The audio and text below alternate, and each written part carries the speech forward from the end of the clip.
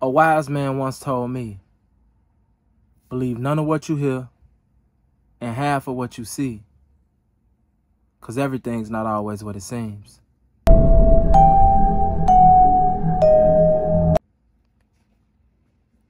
All right, y'all. This is a breaking news update. This information not everybody has, so it's definitely delicate information. Y'all remember I did a story about a postal worker that ended up losing her life in the city of Chicago due to gun violence. Now, the story was Octavia Redmond was taken out because she was set to be a witness in a murder trial, right? Okay. Now, the thing is, she ended up being the wrong person.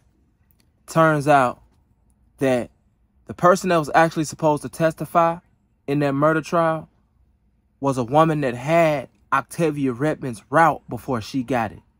Allegedly, and this comes from very good sources, somebody who's really, really close to Octavia Redmond, allegedly the feds put the woman in protective custody beforehand. So the feds actually did do their job, and this cost this lady her life. You know what I'm saying? Unfortunately. Now, this great source that I have, and this is a good source, from them I'm hearing that Octavia Redmond's family definitely has a lawsuit against the city and has a lawsuit against the state. You know what I'm saying? 9 times out of 10, they probably got a lawsuit against, you know, the postal company too.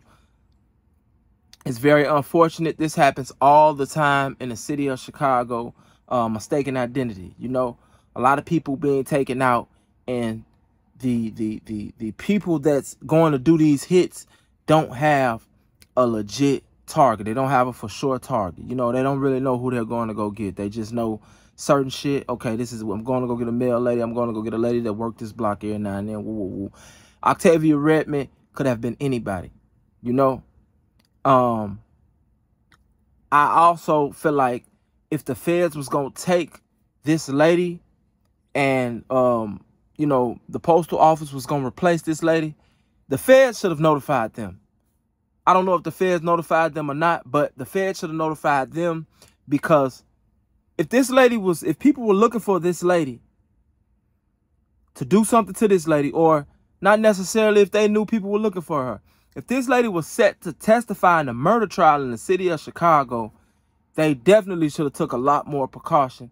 And the postal service, the postal company should have been notified, and the feds should have notified them, and they should have notified whoever took this lady's route.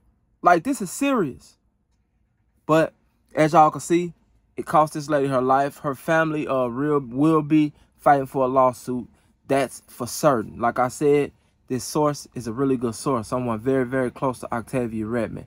Y'all keep y'all heads up, man. Keep y'all heads on the swivel, because you never know when somebody gonna, you know, try to do that to you.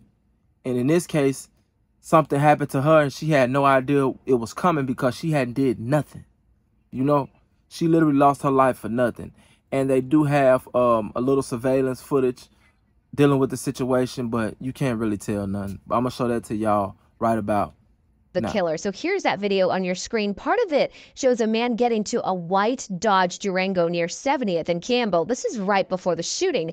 Then at some point, the same video shows a man getting out of that Durango near 121st and Harvard. He runs across the street and out of view. Then he runs back to the car before it drives off. Police say on that day, Friday, July 19th, around 11:40 in the morning, 48-year-old postal worker Octavia Redmond was in front of a home near 121st and Harvard when a man walked up to her and shot her. She died at the hospital. The Dodge Durango used in the shooting was later found abandoned and torched in the middle of a field on South Holland Avenue.